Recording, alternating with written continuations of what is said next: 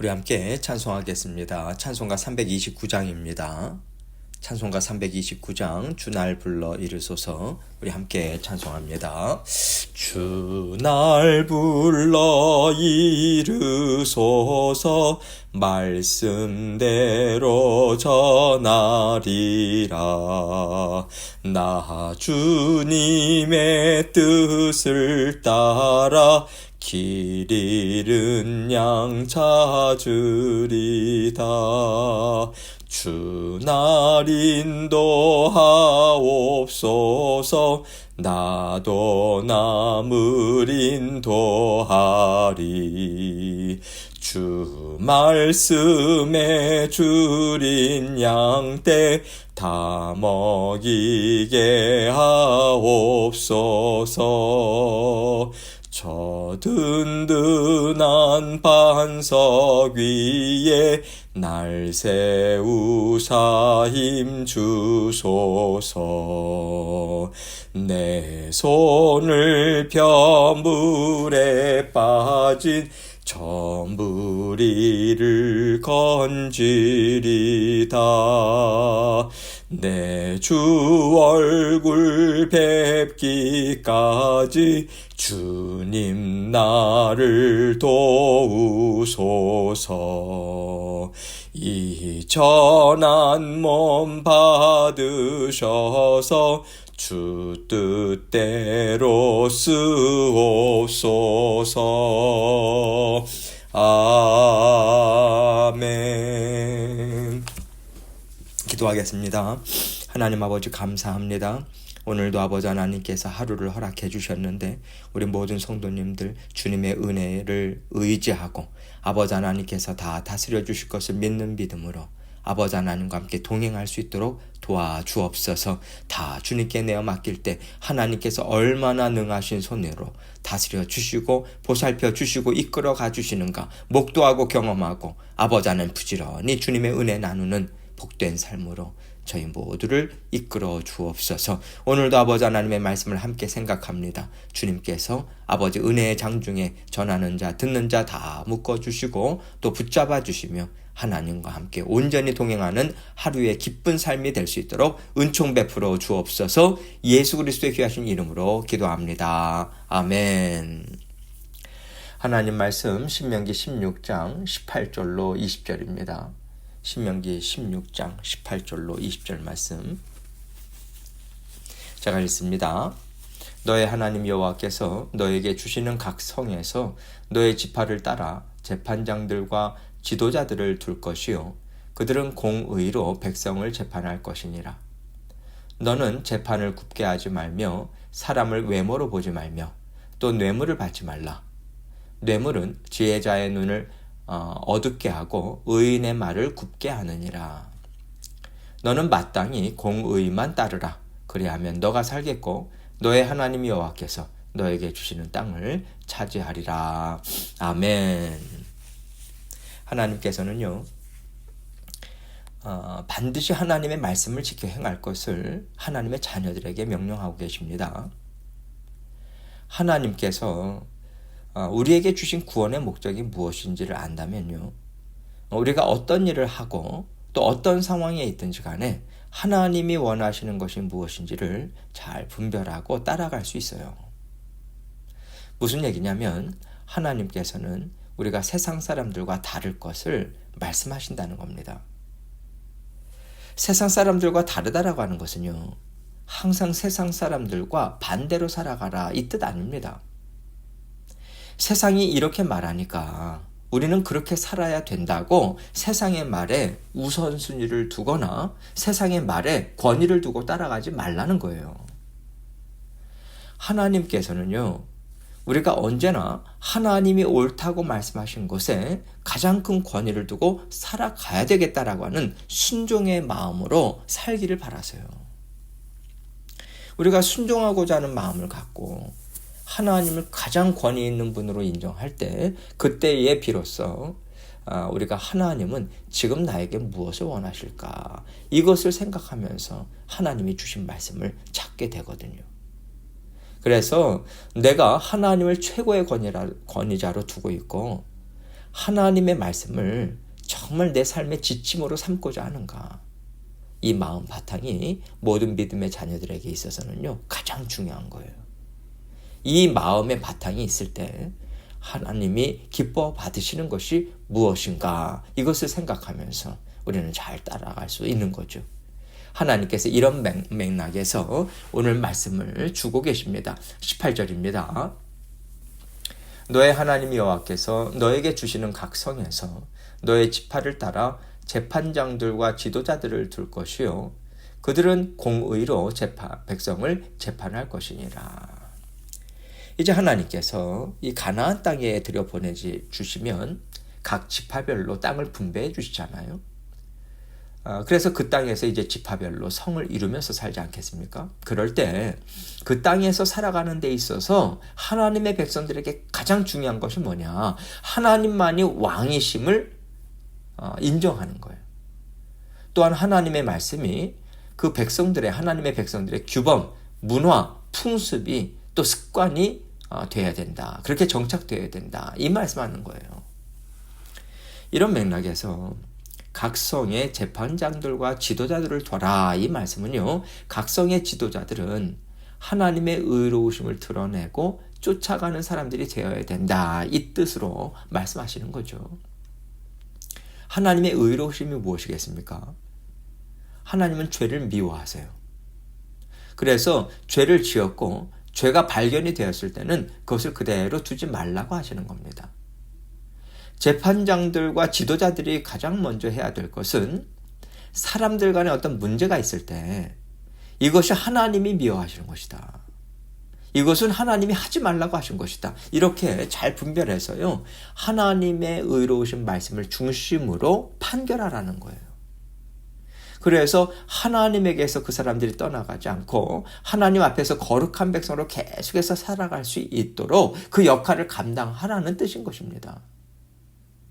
이것이 잘 지켜졌을 때 이스라엘 백성들은 하나님이 주시는 젖과 꿀이 흐르는 땅에서 풍요로움을 누리면서 살 수 있게 된다라고 하는 약속의 말씀이 그 실생활에서 그대로 실천되도록 하나님께서는요, 이렇게 제도화시켜 주신 거예요. 하나님의 자녀들은 어디를 가든지 이런 역할을 해야 된다는 것입니다. 하나님의 의로우심을 드러내고요, 하나님 나라를 보존하기 위해서 하나님이 기뻐하시는 대로 나도 살고 또 함께 살아가는 사람들도 그렇게 살아가도록 북돋아 주고요, 지혜를 베풀어주는 책임이 있는 그러한 자녀된 삶을 살아야 된다. 이 마음으로 하나님은 이러한 제도를 주고 계신 거죠. 19절입니다. 너는 재판을 굽게 하지 말며 사람을 외모로 보지 말며 또 뇌물을 받지 말라. 뇌물은 지혜자의 눈을 어둡게 하고 의인의 말을 굽게 하느니라. 지금 여기에 이 말씀들은요, 사실 인간의 죄성을 그대로 드러내고 있습니다. 제가 이 말씀을요, 그저 재판과 관련된 것으로만 한정하지 않고요, 좀 더 확대해서 이 말씀들을 좀 생각해 보면 좋겠어요. 너는 재판을 굽게 하지 말라. 1차적으로 이 말씀은요, 어떤 사람이 하나님이 보시기에 분명하게 옳지 않아요. 정직하지 않습니다. 이것을 재판장이 잘 아는 거예요. 아는데 눈 감아줘가지고 눈 감아주고 그것을 덮으려고 하는 거. 이것이 이게 재판을 굽게 하는 거 아니겠습니까? 이것을 좀 확대해서 우리 각자의 삶 가운데 적용해 보자면요, 하나님의 자녀들은 하나님의 말씀을 갖고 있죠. 말씀을 지켜 행해야지만 하나님의 나라가 때가 묻지 않고 굳건히 설 수 있다라고 하는 것, 이거 잘 알고 있습니다. 그런데 내가 지금 얻고 싶은 이익이 있는 거예요. 어떤 명예나 뭔가가 있는 거죠. 이것을 우리가 포기하지 못하는 거예요. 이것을 얻기 위해서 하나님의 말씀을 잠시 뒤로 미루는 것이 재판을 굽게 하는 것과 같지 않습니까? 하나님께서는 우리에게 다 알면서도 저에게 이게 있어야지 살겠습니다. 지금은 하나님 말씀보다 제가 세상의 흐름을 좀 따라서 살겠습니다. 그렇게 하지 말라는 거예요. 사람을 외모로 보지 말라. 사람을 외모로 본다라고 하는 것은요, 보통 우리가 어떤 재력이 있거나 권력이 있는 사람들을 좀 더 봐주거나 이런 사람들과 친하게 지내려고 하는 거다. 이렇게 생각을 하는데 그것도 맞습니다. 그런데 좀 더 넓게 생각해 보면요. 우리 눈에 보기에 좋은 길, 우리가 생각할 때 좋은 방법을 선택하는 그러한 것을 정말 조심해라. 이렇게 적용해 볼 수 있습니다. 우리의 죄성과 또 육신의 욕망일 수도 있는 것이고요. 개인적인 취향을 따라 살 수 있는 것이고요. 이러한 것들을 통해서 취사 선택하지 않도록 너희는 조심해서 살아가야 된다. 이 뜻으로 말씀하고 계신 거죠. 뇌물을 받지 말라. 그 뇌물이라고 하는 것은요, 꼭 높은 직책에 있거나 권력을 가진 사람들에게만 해당되는 게 아니지 않습니까? 이것을 우리가 일상의 삶 가운데 좀 적용하자면요, 가까운 친척이든 형제 자매든 이웃이든지 간에 친분 관계에 있기 때문에 우리가 그 사람을 좋게 보는 거예요. 내 마음을 알아주고 내 편에 서서 일들을 해주니까 나와 가깝게 그렇게 느껴지는 거죠. 그래서 나와 가까운 사람을 더 믿어주고 더 좋게 여기는 거라는 거예요. 말하자면 이렇게 편파적으로 생각하고 판단하는 것이고요. 팔은 안으로 굽는다고 하잖아요. 하나님께서는 이렇게 내가 생각할 때 어떤 관계성을 생각하면서 이 사람은 옳다, 이 사람은 좋은 사람이야, 이렇게 치우치지 말라고 하는 것입니다. 하나님께서 지금 이 상황을 어떻게 보고 계시는가, 그리고 내가 어떤 마음을 갖기를 하나님은 원하시는가, 이것을 분명하게 생각하고 이것을 붙잡고 하나님 앞에서 사람을 보고자 하고 하나님 앞에서 상황을 보고 판단하고자 정말 우리가 애를 써야 된다. 이 말씀, 이런 의미로 이 말씀을 우리가 깊이 생각해 볼 필요가 있어요. 깊이 생각하라고 말씀을 드리는 이유는요, 이것은 누구나 쉽게 저지를 수 있는 실수거든요. 우리가 영적으로 깨어서 생각하고자 애쓰지 않으면요, 너무도 당연하게 우리가 이것을 받아들이지 않습니까? 그런 일들이기 때문에 우리가 정말 사람과의 친분을 먼저 생각하지 않도록 애써야 되는 것이고요. 내가 얻을 수 있는 이익을 크게 보지 말아야 돼요. 우리가 이익이 크게 보이겠죠. 그런데 하나님의 뜻을 내가 어기면서까지 이 이익을 얻는 것이 나에게 정말 그만한 가치가 있을까? 이것을 생각할 때 그 이익이 크게 보이지 않을 수 있어요.